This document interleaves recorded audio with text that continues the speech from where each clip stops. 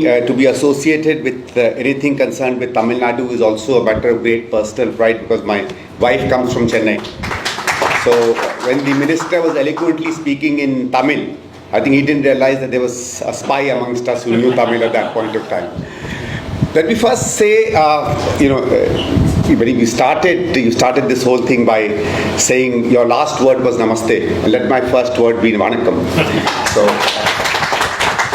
And the reason I'm saying this, I think you in some senses mentioned the word Hindi, right? And the great debates and the controversies that took place because of Hindi, and in many senses, Tamil Nadu kind of kick-started this whole debate.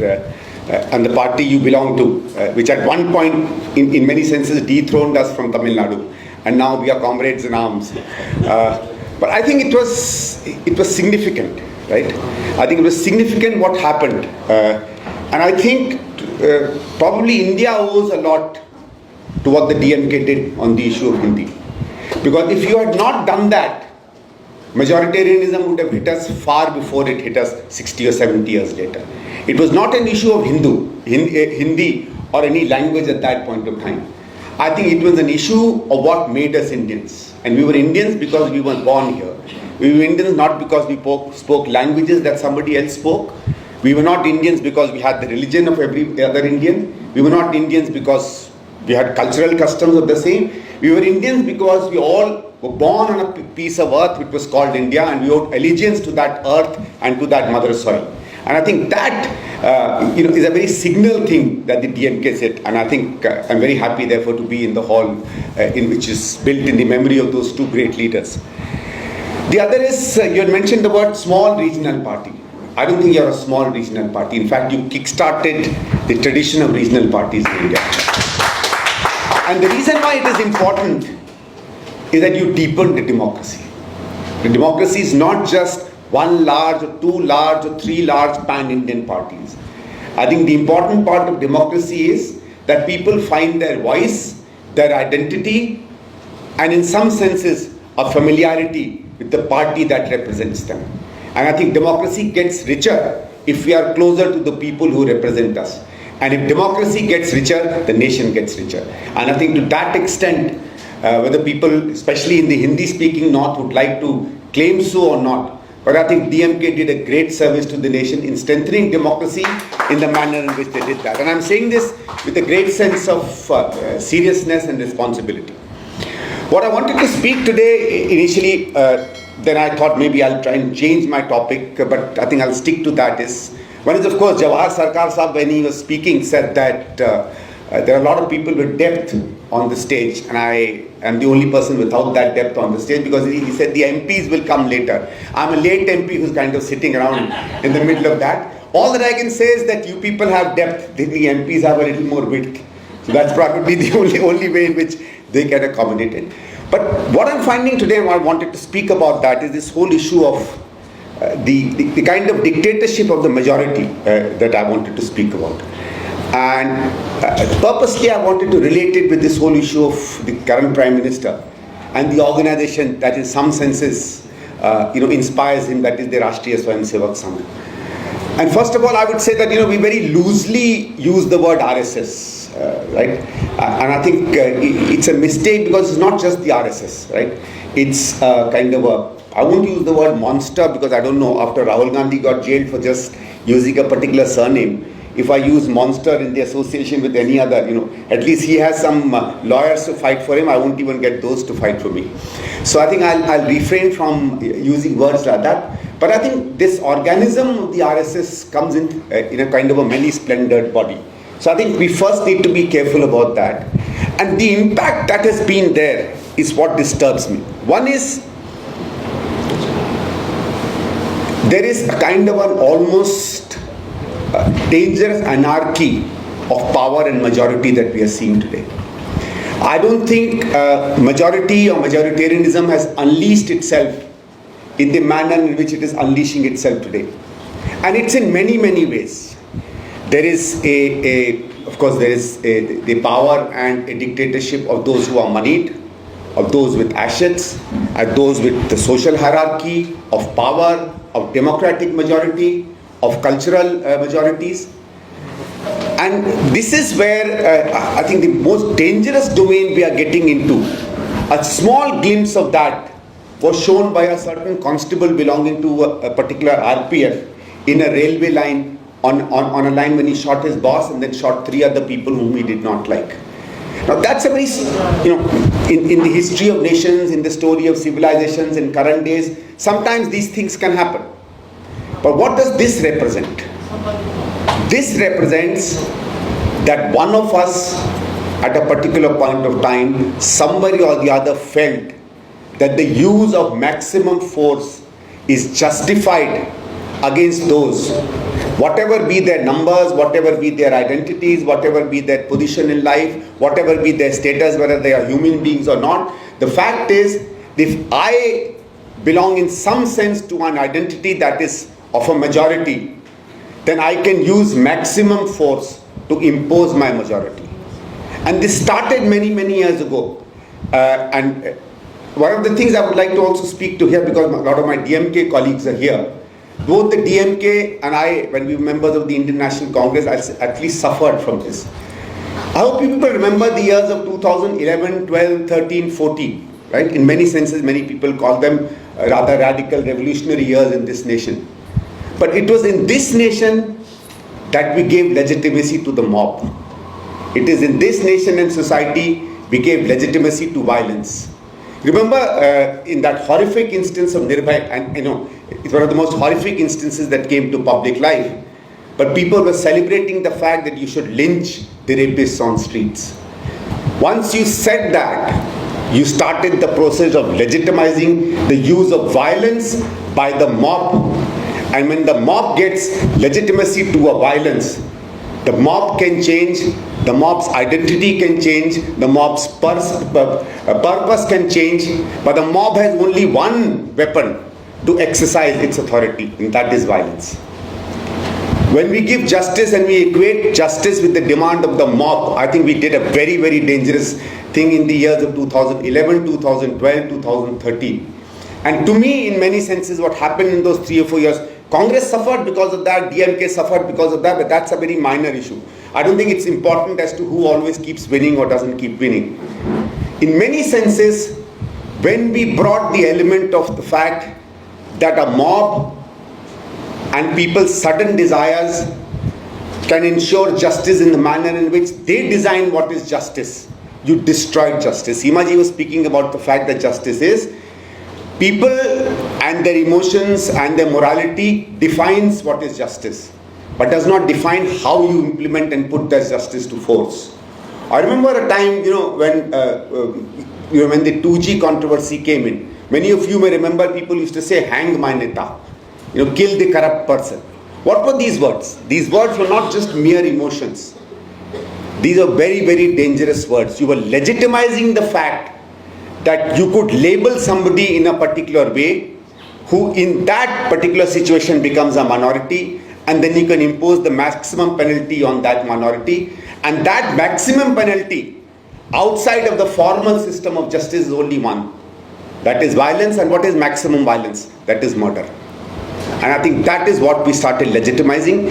And once that happened, I think the RSS and the BJP can be credited for one thing. It picks up on popular mandate just like that. It understood what popular mood was. It understood that we were no longer wanting justice, but we were a society that wanted revenge and retribution. And it satisfied that urge amongst each one of us. And here I would say that let's all remember one thing. Many of us belong to identities in which we are majority. Many of us are Hindus, many of us are upper caste, many of us are Hindi speaking, many of us are males, many of us are rich, many of us are powerful, many of us are professors, many of us are educated. In many situations, we are in positions of power, we are in positions of a majority. For example, Professor Ghosh, it's not a pointing on Jayati ji. She's somebody I've always admired and learned from. But when she's in a classroom, she's a single most authoritative person in that class, and so is Professor Arun, or many of us could be. Our minister here, being the senior most person in the DMK, while being a single person, perhaps exercises far more power than all the others around here. So power or majoritarianism is not just in numbers. It's in position, it's in the identities, it's in how people are perceiving and looking at you. But that can change. The same Professor Jayati Ghosh, who in her class, in many senses, is a majority in terms of power, in a male-dominated society becomes a minority.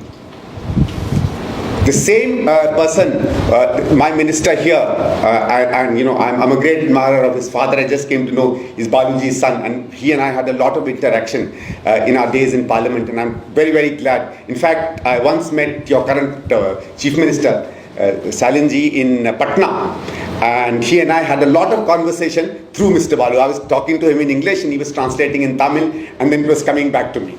But you know, that's a treasured moment of my time. When he comes to Delhi, as a Tamil speaker, he becomes a minority.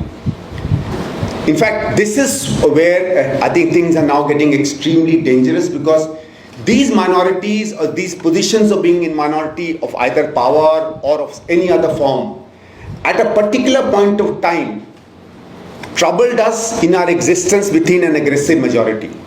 But there was the state, there was a system, there was the media, there were pillars of democracy that protected us and that saved us. There were, during the Hindi riots in Tamil Nadu, there were many Hindi speaking people in Madras who felt, obviously must have felt a sense of being unsafe, right? But there was never a violence that was perpetrated upon them. That is changing today. Does a Muslim feel safe today in a totally Hindu environment?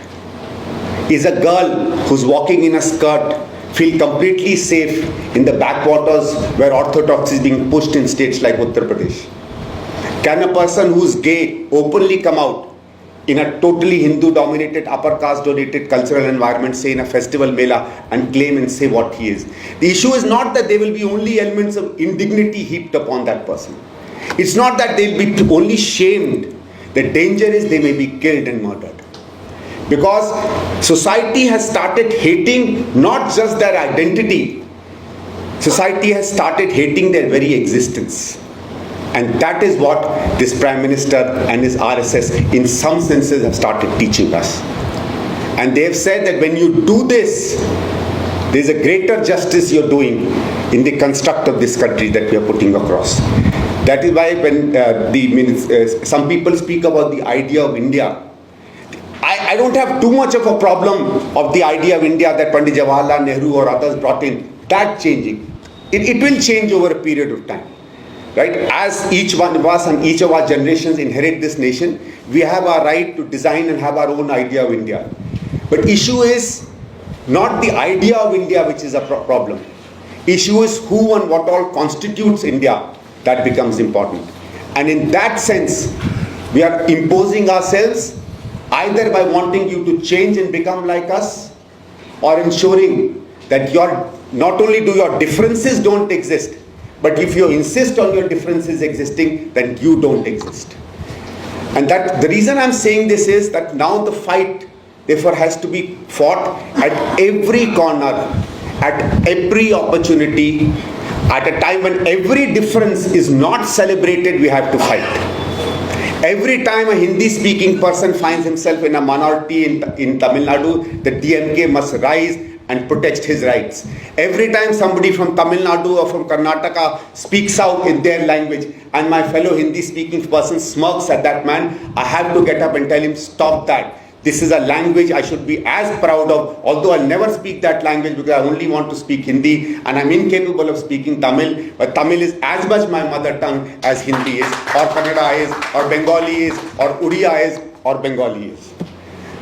If I don't do that, this whole earlier thing about, there's this poem, I can't really always remember who said that because I'm not as erudite as those people on stage or in front of me. But during the World War, it was said that, when they came for the Jews, we never spoke. Then they came for the homosexuals, then they came for the others.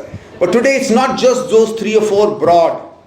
Because in every nook and corner, there is violence against somebody who's different.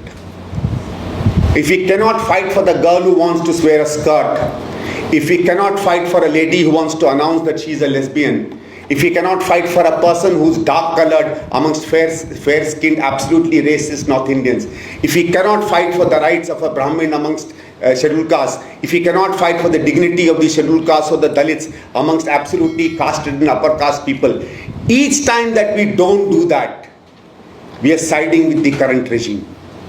Because they are aggregating everybody's fears and building greater identities into those fears. And if we don't fight each of these, we are in many senses almost being part of that parade. So I would say, for me, when India came together, and this is the I.N.D.I.A India that I'm talking about, and it's many of its proponents are here. Priyanka ji is here. I think she was there in that meeting also. You give us hope, and I'm happy. You have an I with a dot and an N with a dot and a D with a dot and an I with a dot and an I with a dot. I'll tell you why I'm happy. That it's not India, but it's 5 separate letters. There are at least 5 things. After each identity are putting a stop, which means everybody who's an alphabet or a word or a sentence or a language is somebody this INDIA will respect. If you can fight for our identities, fight for your, not just for your vote, then this country will stand with you. Because please remember, the way and manner in which this party, this RSS, this Prime Minister and this culture has come across, everybody in some form or the other has become a minority. Everybody in some form or the other someday will face the indignity of being in that minority. Everybody in some form or the other will one day face violence in the manner in which he or she is a minority of that moment, or in that room, or in that cultural context, or in that linguistic context, or in the way in which they are wearing something, or in the way in which they are eating something. So please remember, you have to fight each time any of your preferences or identities are questioned, and you have to fight even more fiercely each time it happens to anybody who's in your neighborhood. Thank you very much.